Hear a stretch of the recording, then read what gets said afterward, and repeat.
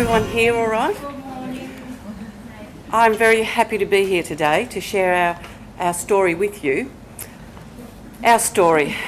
I have my husband and I, not just me, we have a 34-year-old son, Cameron, who has a disability, but when he was 19 that became much more complex, and his life had gone from going to mainstream school with an aide and having a modified program.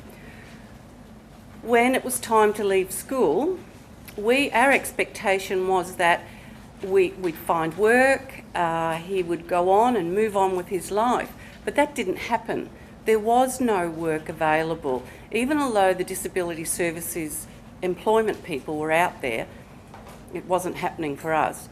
And because our son became ill, he was at home doing nothing. And this was a great concern to us because he was in his room doing nothing except listening to music, and his life had diminished from being part of the local community, going to primary school and high school, and being involved in sport, and he did umpiring because he actually couldn't play football as an older kid. He played it in junior, but his disability prevented him from playing as an older person. The kids just learnt where his weaknesses were, and they played accordingly, which is very natural.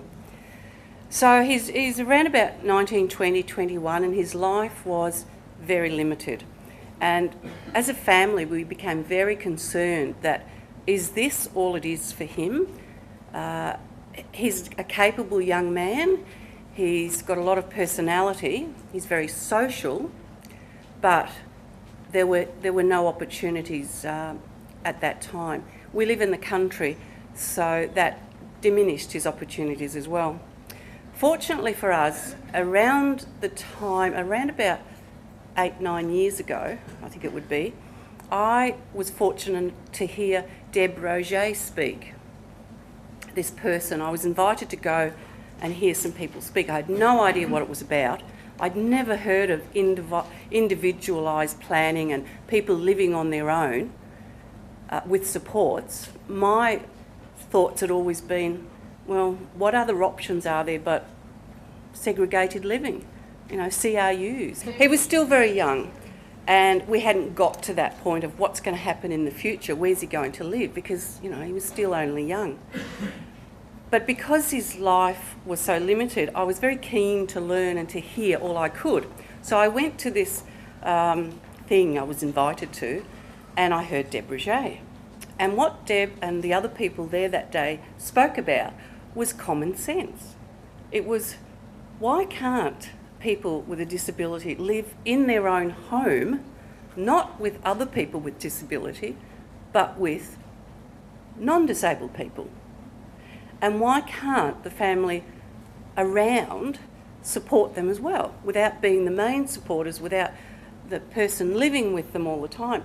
And it just made sense to me, and I thought, yes, this is great. So I followed up with Deb Roget some weeks later, and we met and we started discussing the options. And we met with Cameron, that's quite a few years ago. He was in his early 20s, mid-20s. And we said, well, what do you want? And he said, I don't know. What would you like to do with your life? I don't know. Which is a very typical young person response. He didn't know what he wanted to do. I mean, people in their 30s and 40s still don't know what they want to do. So it was a natural response. But with the assistance of Deb, she was able to bring out the important points. And at the end of that first meeting, or no, maybe it was the second meeting, we had a vision. Cameron wanted a job. That was his main thing. He wanted a job. But to get a job, he had to actually move away from home, which I hadn't considered at that point in time. Because we live in a very small rural community and there really are no jobs. You've got to go somewhere. So to get a job, we realised he has to have his own home. He has to have somewhere to live. And to do that successfully, we realised he would need support to share with a friend. We didn't want it to be another person with a disability, although that's what we'd started to think. Maybe it would be easier, but I've since learned that that's not the case. So we went about, you can move on. We went about working towards that aim and that vision. And Deb helped us put together a submission to the Department of Human Services asking for funding to cover Cameron living in his own home with a flatmate or housemate whose rent would be paid in exchange for some services, some care. And we put that in. Oh, the other part of the funding proposal was that we wanted someone to help find Cameron a job. I didn't want to do that. There was no way I wanted to be involved in finding Cameron a job. Now, we live near a regional town, Warragul, which is not that far, and we realised that's where Cameron would have to live, and that's where he would have to find work. So the submission went in for funding for a housemate's share of the rent, supports, and what was the other thing? The job. Lo and behold, within 3 months, we got an answer saying, yes, it's been approved. Now, we were very, very lucky. It was just timing was on our side. But when I got the notification, I thought, oh my goodness, now I have to actually do it. You know, we've been talking about this, but the reality was terrifying. How are we going to do this? Where are we going to start? It was really mind-blowing. And I remember sending Deb an email, actually using a few swear words in it, about the fact that, oh my goodness, this is actually happening. And as I say, it was very scary. So we worked out the strategy of where to go from here. We knew where it had to be, so we had to find a house. And I thought, how are we going to find a house? We realised public rental was our only option at that time. And so we started looking. And I went to an agent and explained the situation, and she said, well, I've got someone who's got a house available and he may be interested. So I met with this landlord, and he was delightful. He had no idea about disability. He had no experience at all. So he was a bit apprehensive. But when he met us and realised that Cameron is not scary, he's actually a great guy, he was willing for us to enter into a tenancy lease with him. Now, so Cameron moved in nearly 7 years ago. He's now 34, and he moved in 2004, about 7 years ago. But I'll go back a step. Whilst Cameron was living at home and his life was very miserable, well, he was quite happy. I mean, he did nothing except listen to music, and he was quite happy with that, but it was quite a meaningless existence. And we decided in our wisdom, and I was interested to hear Jill say earlier that, you know, we often think we know what's best, and sometimes we do, but often we don't. And my husband and I decided that we would build him a granny flat type thing, you know, and that was very exciting. We got really excited. We built it. We did it ourselves with, you know, recycled bits and pieces, so we tried to minimise the cost, but it still cost us, and it was a disaster.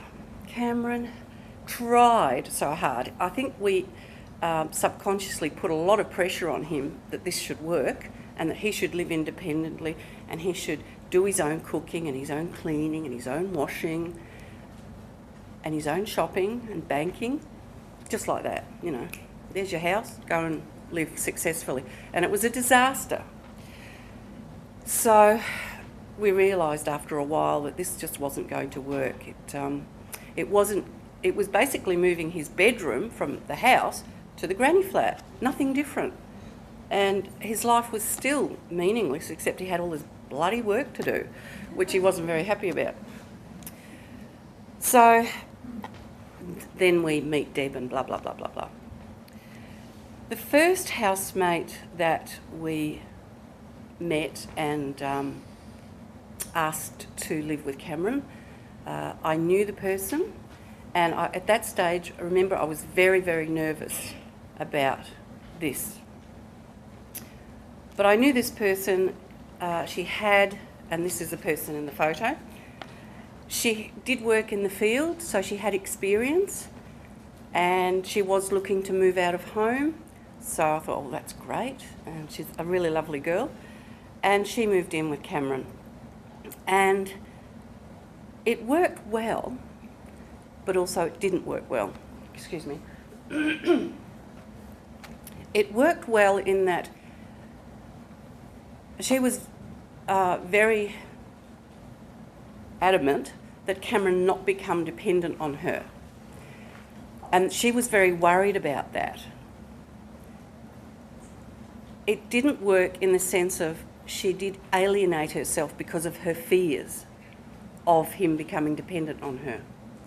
So it was good in that he really couldn't just move from home into his own place and start thinking of his housemate as another mother.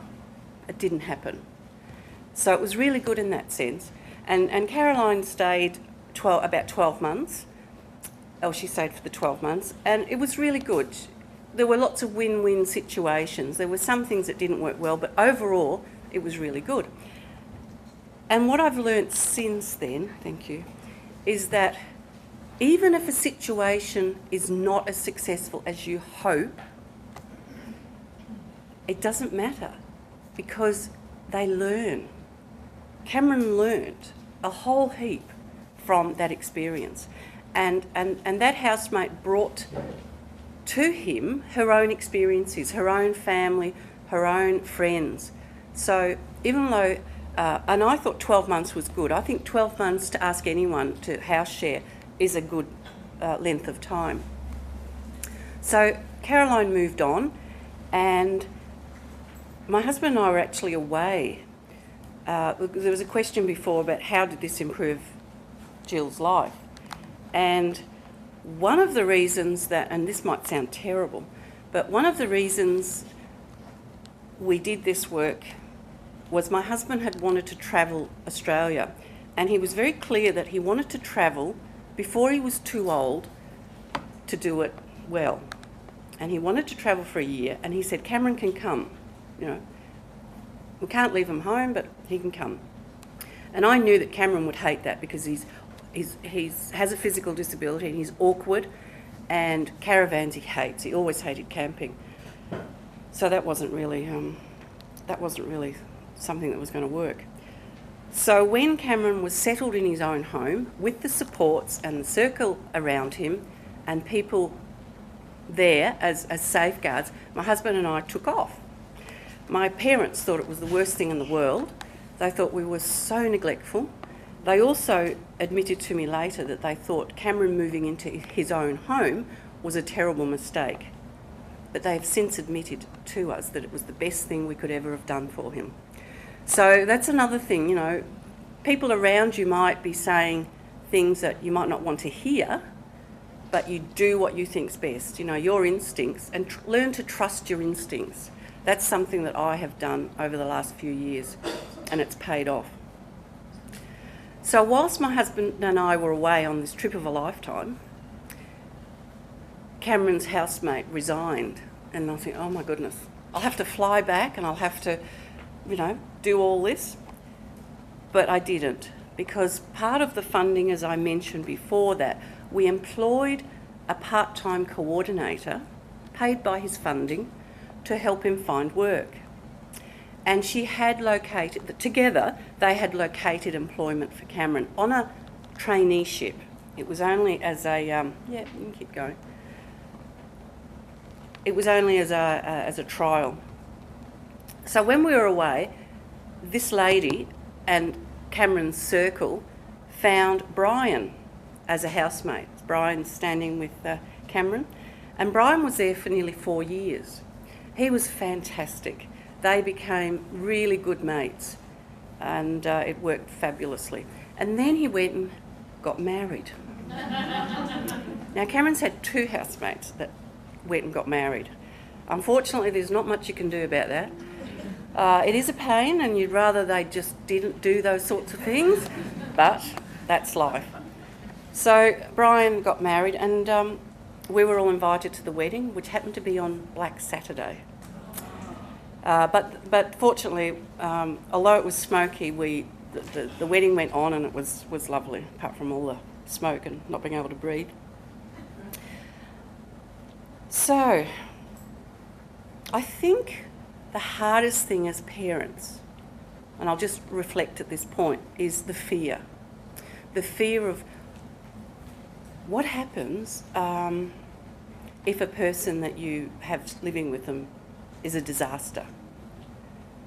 Well, you're going to make sure that you go through the process to weed out those people that are going to be disasters, because you know, I think as parents we have really good instincts about people, and we know, and we can go through processes which you can get information about to ensure that people go through a process that makes it hard. You know, people who are just in it for the money will never do it. They might think about it and apply, but when they see what they have to go through, the application process and the interviews, it becomes too hard for them, and then they fall by the wayside. That's what you hope is happen. And for me, that's been my experience.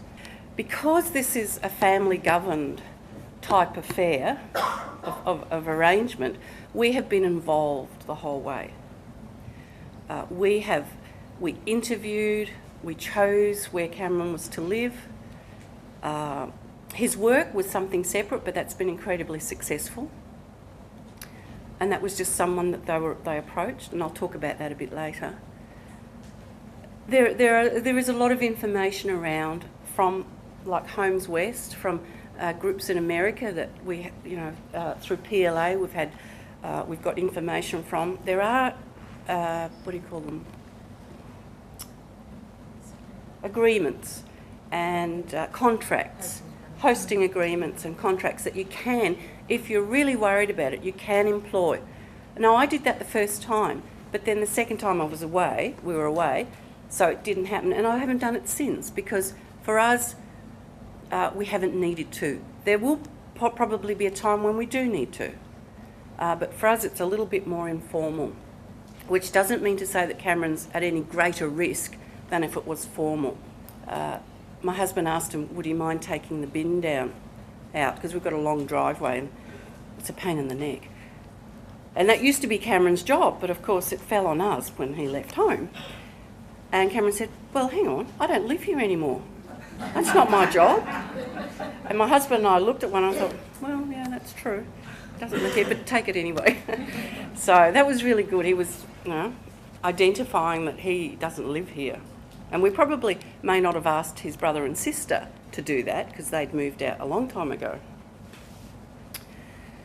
So Cameron was living in his own home very successfully. His housemate helps him with certain things that he has difficulty with. And they're just general tasks. It's not great, but we made it clear to the housemates what those tasks would be and what that expectation was. We also asked that there be a little bit of socialisation together, maybe having a meal maybe a meal once a week, and that became something that just happened. We didn't have to say, you have to have a meal once a week. So the work, what's next? I've forgotten. Oh, that's Cameron. Oh yes, he'd been living in his house for a couple of years, and his landlord and his wife unfortunately separated, and they wanted the house back. You know, the things people do, so unreasonable. And that was a bit, thinking, oh goodness. But what he did was he actually found us another house in the same street, just a few doors away. And that's, yeah, it's amazing. I mean, I was thinking, oh, here, I've got to go and I've got to do this, that and the other and find somewhere nice. It was all done for us, which was because the landlord's experience with Cameron, who'd been a really great tenant and had done all that was needed, was terrific. They'd become friends. And so that's what he did for us. So going back to the other part of that, you can move on now. That's Cameron at work. When the funding came through for Cameron to move and for someone to help him find work, we had someone in mind that had worked with Cameron previously. And we asked her if she would be able to work with Cameron to find him work, to find him a job. And we entered into a contract with her for 10 hours a week for her to find a job. And she did. Within a few months it took, she'd approached a businessman in the town who has a business centre. And there are different very small companies that work there, that are based there, and his company does their accounting and their bookkeeping and stuff. So it's a little business centre. So Cameron was given a trial as the receptionist, as part-time receptionist. Now Cameron's a very outgoing, social sort of person. You can see he's always smiling. He never, ever frowns. And it worked really well. His coordinator was there to help him transition into the job, and she provided a lot of the means by which the tasks that he found difficult, which were, you know, several steps. He gets lost if there's a task that has too many steps involved. So she did manuals for him, very simple books that, you know, it said, say, going to get the mail, what was involved with doing that. And so after 6 months or so, that became it was very successful, and she was able to withdraw from being there as much. And now, 6 years on, he's got a permanent part-time job. It's worked so successfully. The employer actually told us that the days that Cameron worked, and when he first started it was only a couple of days a week, the days that Cameron was due to work, the morale in the office shot right up because they loved him coming in because he was so happy and so smiley, and they really enjoyed it. Now, one of the hardest lessons for me as his mother, and I'm quite sure most people here can relate to that, I found it very difficult to appreciate how other people saw my son. I looked at him the way let me try to rephrase this. I would wonder, now what does that person want to spend time with Cameron for? I saw him as my son, who a lot of the time was a pain in the neck to me because he was so demanding, and it was, Mum, hey Mum, constantly. Cameron also has OCD, so everything that he needed to do or say or think about, he needed affirmation beforehand. And that went on for a long time when he moved in. Every time he needed to do a washing. Now, for the first few months, I was there 2 or 3 times a week helping him do things. It wasn't for a long time that I actually withdrew myself. And he knew how to wash. He knew how to put, you know, jeans in the washing machine and da-da-da. But every time he'd ring up and say, now, Mum, do I put towels in with the jeans? And I said, no. And so my impression of Cameron, I learnt, was very different to the people around him. They thought he was just this most fantastic guy. He wasn't the pain in the neck that he was to me. And they didn't get frustrated with him because they really enjoyed his company. So that was a really big lesson for me. The other thing that was another big lesson was when we started this process, before we actually applied for the funding, and then when we got the funding, we wanted to set up a circle of support. And I felt uncomfortable asking people, would they help? I felt that, people's lives are very busy. They won't have time to, help us. And so what I did was I told people what we were planning.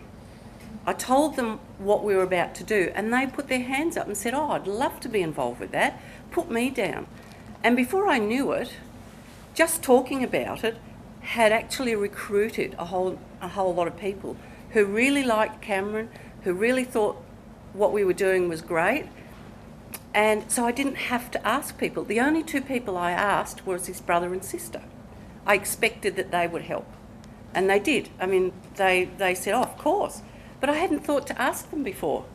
They were off living in Melbourne, going to uni and doing their thing, and had very little contact with Cameron, except when I said to them, "I think you should be doing more with your brother." They said, "Oh yeah, of course, we'd love to." But no one had thought about it before then, so it was very strange. So Cameron's work is very successful. He works 4 days a week, several hours. It's not full time. It's quite limited hours, but he's very, very happy with it as receptionist at the Jeremiah Group in Warragul. And one of the things that has worked really, really well is that Cameron's a sports fanatic, particularly Collingwood football team and cricket. And the people that work there are also sports fanatics, but on Essendon.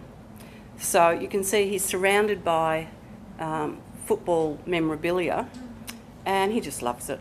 He loves the people he works with, and they've been excellent with him. Now, he doesn't always get it quite right, but when there might be an issue, they call the coordinator, who now does that voluntarily because she's not employed by us anymore.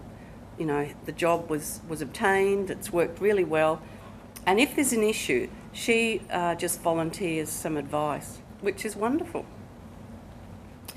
So, socially, Cameron plays football. He doesn't have that thing on his face anymore, thank goodness.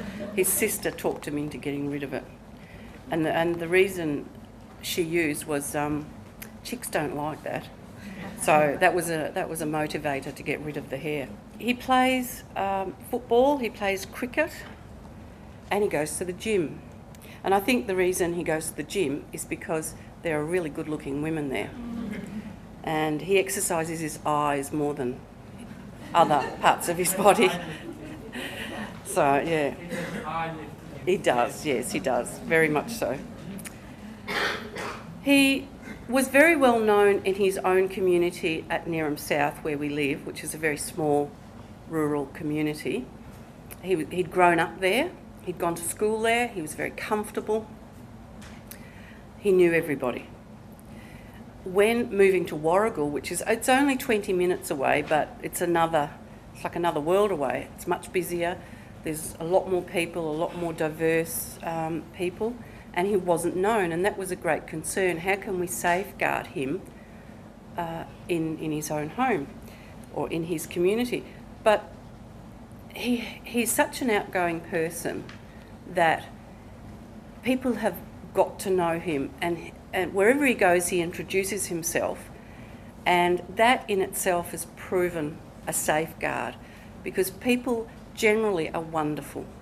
I know we hear about the terrible things that go on in the world, and there are some dreadful things, but I personally believe that the majority of people are good, and that they want to help, and they want to look after others and look out for others.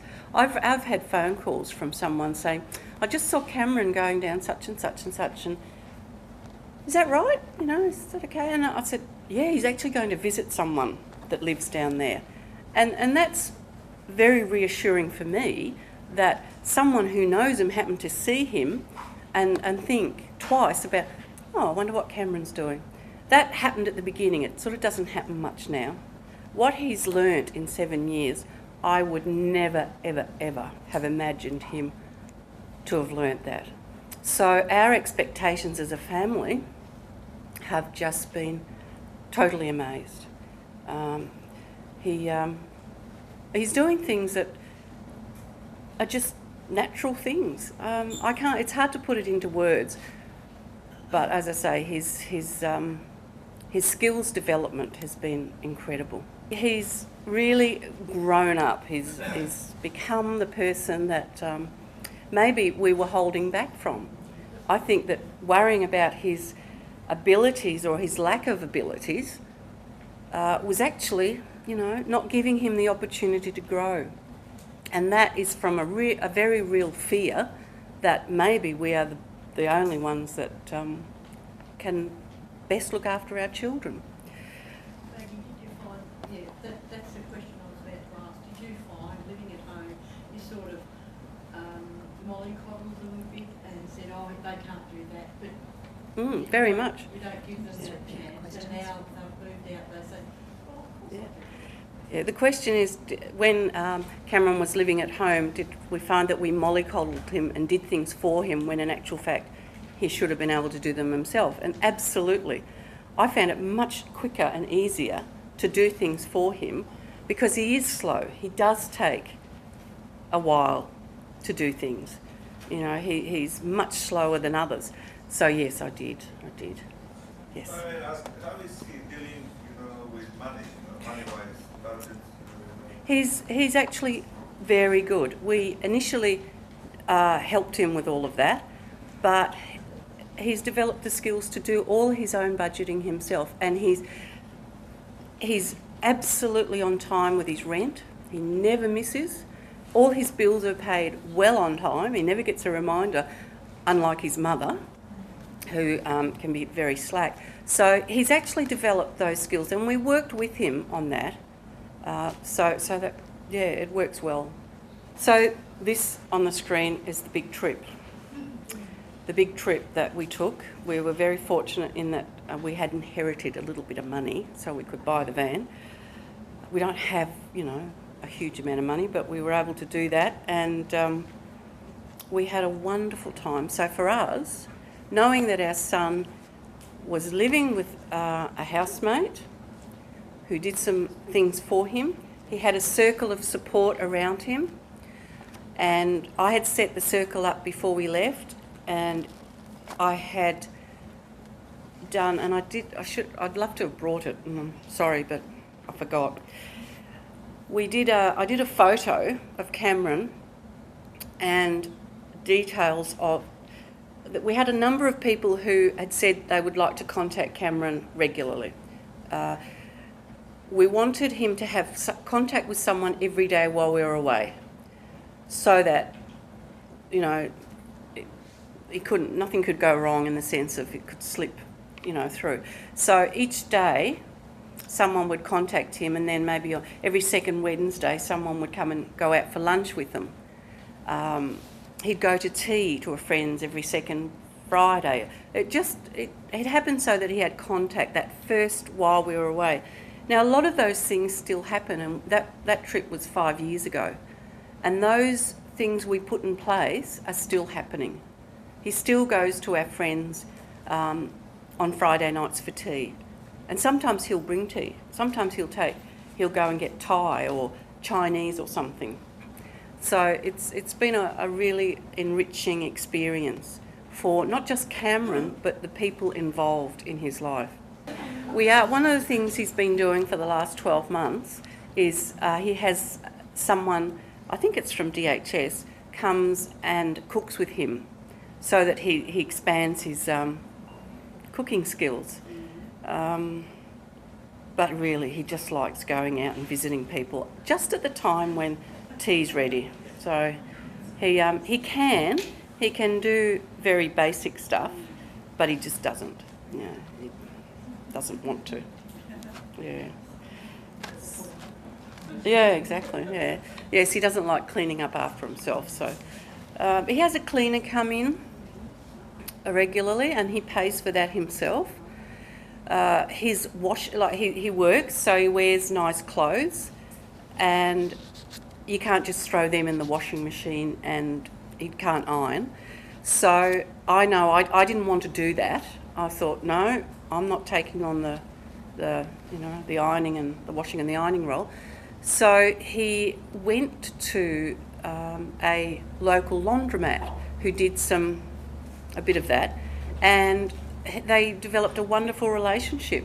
He would take his work clothes in, they would wash them and iron them for not a great deal, and that's worked really, really well. So what else?